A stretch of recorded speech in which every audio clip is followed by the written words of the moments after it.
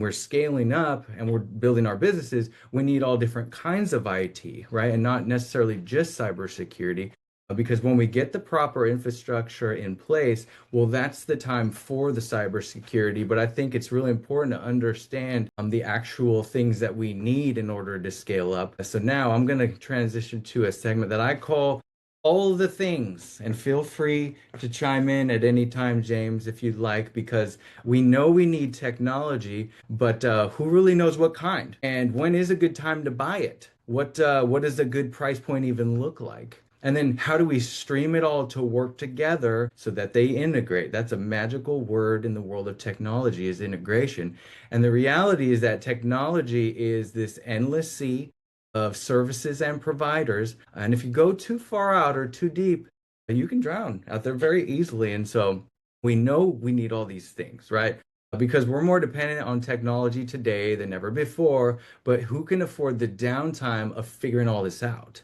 Nobody, right? Nobody. And that's why it's outsourced to people like James and I. And that's what we do with Northwest Computer Solutions is we source it, we provision it so it just shows up and works, and then we proactively monitor and manage it as your managed IT department. And it's our responsibility to do so 24 hours a day and 7 days a week. And you're going to hear me say that a lot because, again, not everybody can do that. But first things first, I'm going to share this journey we want to go through in order of priority to build our internal infrastructure of technology supporting our target revenue goals. We went into business to focus on a certain thing. And in order to get that thing off the ground, we need all these things. And so let me just start from the top, which is the computer.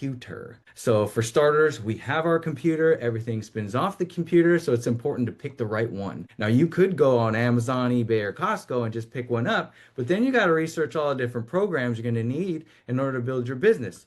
Wouldn't it be nice if it just showed up with everything you need on it? And that is exactly how the large companies do it. When they issue devices, that's the exact experience that they want for the employees, so it's turnkey, get them up and running quickly. Right now, we have our computer, but we're going to need to power it up using the internet. And there are multiple providers out there, but the important thing is whether or not you're in the network, which usually starts with the address, right? And that address ties to the local providers that, of course, can provide the internet, but they also have a number of other services too. Not all technology plays nice together. So the magic word, again, in cases like this, integration, which brings me to our next piece of technology, which is your customer relationship management software, also known as a CRM. Long gone are the days of the infamous Excel spreadsheet, which we all know and love, except for my wife when I'm doing the bills. But these days, a good CRM will allow all the data to come together in order to market to your people and start building a funnel. A good CRM is going to integrate with the majority of your hardware and software from marketing to sales, operations to customer service, and even billing. So your CRM is probably one of the most important pieces of technology in your business.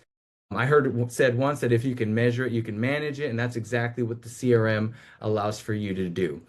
Okay, so now we have our CRM, we have our database. Well, now we have to communicate.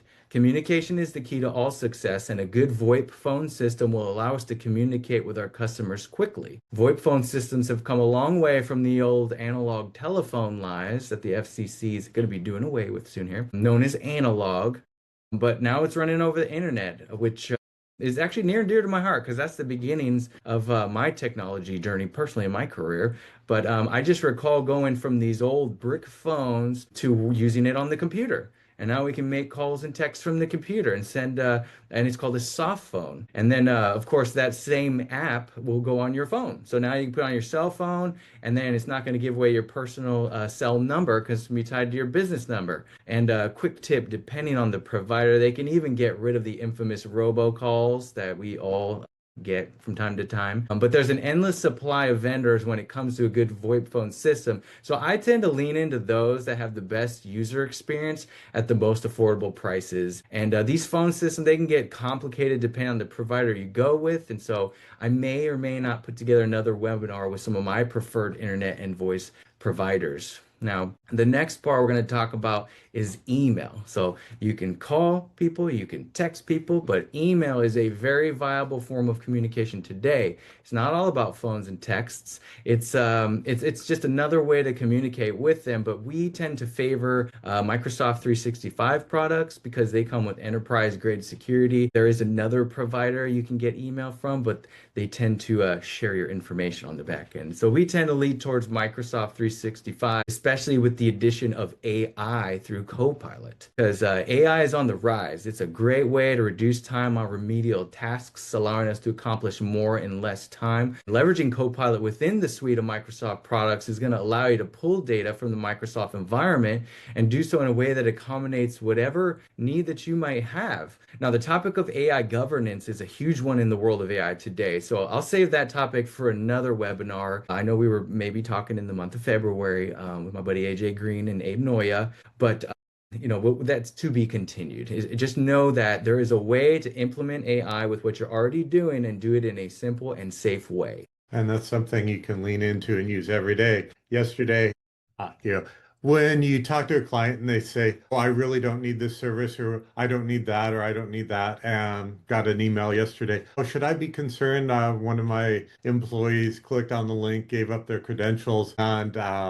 we're wondering what might happen with that. And my initial response is, well, these are why we told you these are services that are recommended. Used Copilot to actually change it from, you know, I told you so conversation to an empathetic conversation. So depending on your speaking style, it allows you to soften things up or, even create text around a topic. So it gives you ideas that make life a lot easier for you. Because not all of us are great at the written dialogue. So I know exactly who you're talking about. And I was copied on the email. But yeah, so leveraging AI in a way that works for you. Again, maybe a separate conversation on it with Mr. Green, Mr. Noya. But in the meantime, getting back to the tech journey, we have our email and we want to connect it to the domain. Right? Because a website is essential for business. It doesn't cost much depending on the way you go to get that license to connect it to the domain. But it's aesthetically in the world of business with all this marketing we do as entrepreneurs, it's nice to have it tied to the domain, right? Well, yes. And the other thing we can do is if you own your own domain, you can transfer your domain to different providers. If you have a Comcast or a address and you change to Ziply, well, your Comcast address is going to go away. So if you build a brand and your email address is at comcast.net and you move locations and now you're at Ziply, you've got a problem there. So owning your own domain is inexpensive and it also allows us to track compromises of usernames and passwords. Mm. So there are many additional benefits to uh, that owning your own domain. Perfect. Well, and then that domain ties to the website, which we do help with managed websites and just making it turnkey for people. But really, the website, the purpose of the website is marketing, and it gives a story of how you support your people with whatever it is that you do. And so it's extremely important, which, my friend Titonian Wallace can tell you all about. Witness Age Media. But moving on to cloud integration. Now that we have the infrastructure set up, we want to migrate as much as we can to the cloud, just in case one of the devices goes down for whatever reason, we have access to it in the cloud to put it on another device.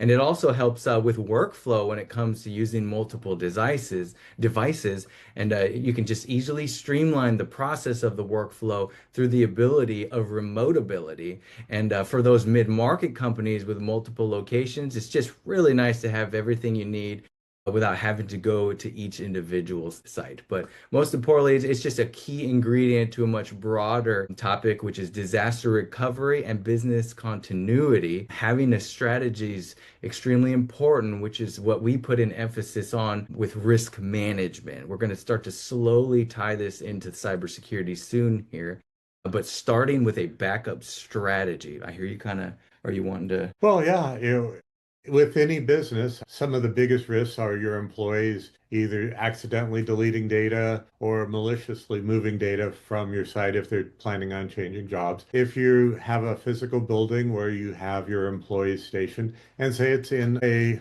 main street on Hillsborough and One building a couple doors down catches fire and it burns through a number of them. If you don't have a strategy where your data is stored off-site, if it's stored locally, then that becomes a real problem to recover. Yep, I actually saw that in the headlines. That's a very real story you just shared, and know the gentleman who the building was tied to Hmm. as well. And fortunately, we were able to talk about some things in place to help him out.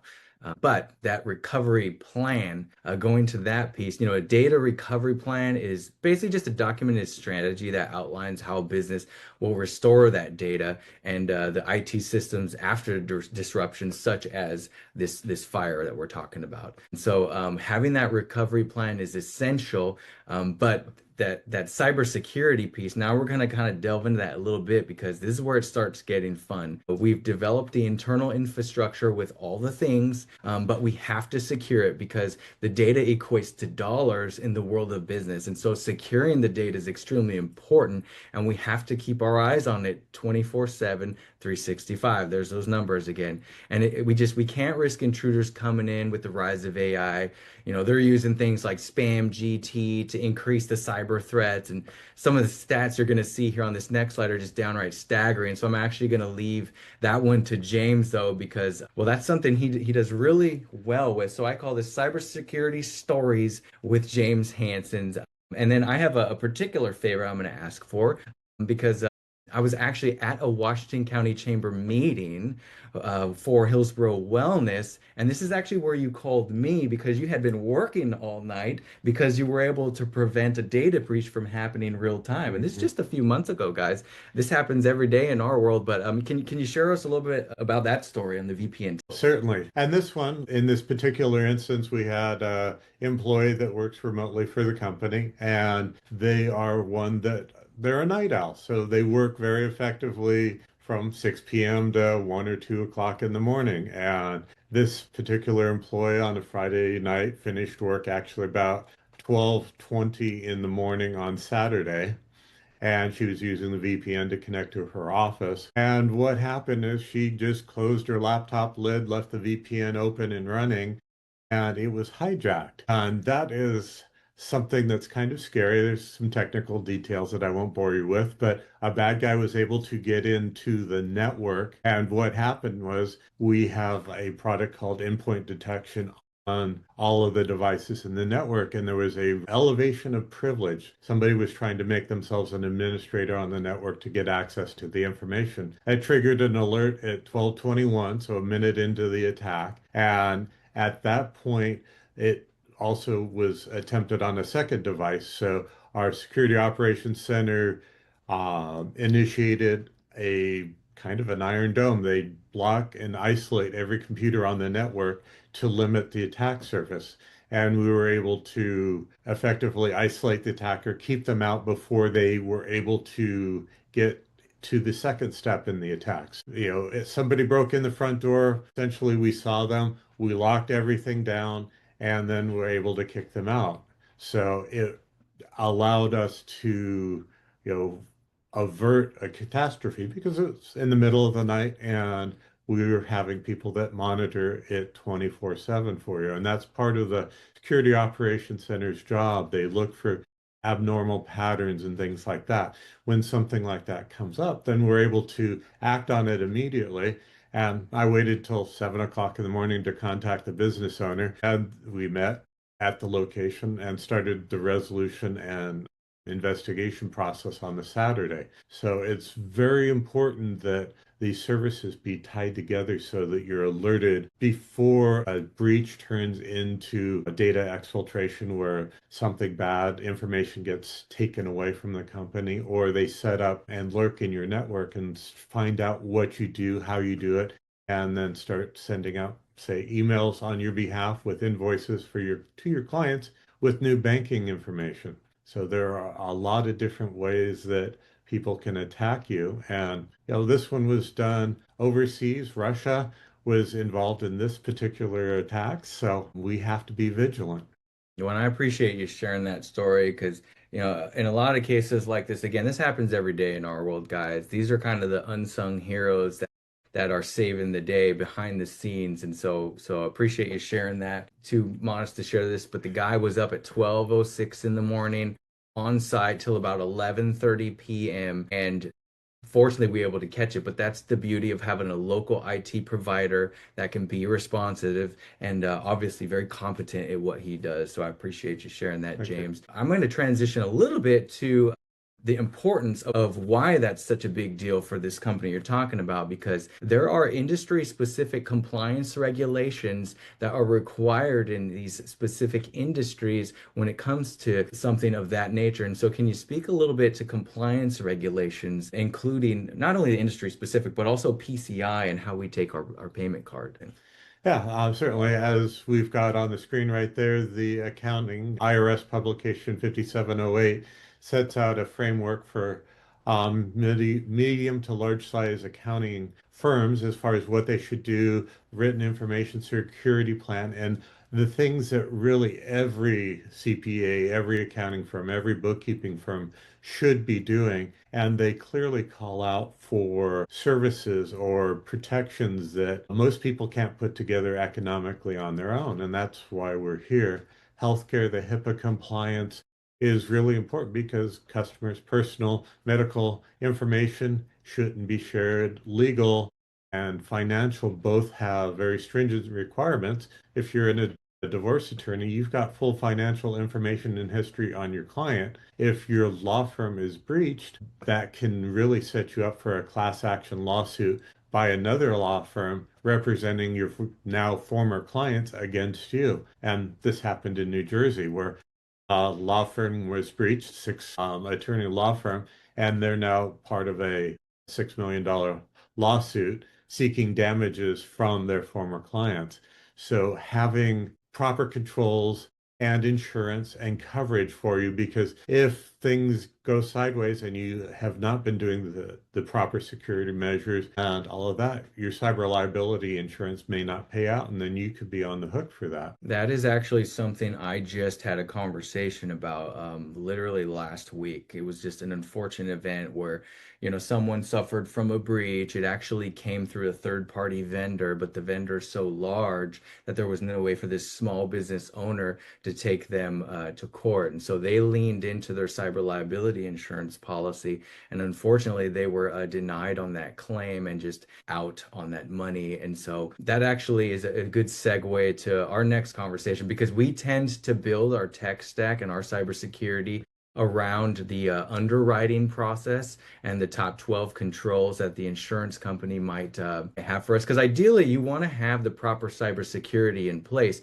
And that's line of defense number one. We don't want them to come in. But if something does happen to where maybe, we weren't able to actually apply the professional recommendation within the organization. Line of defense number two would be cyber liability insurance. And so cyber liability is huge. There are certain controls we want to adhere to because those companies require it.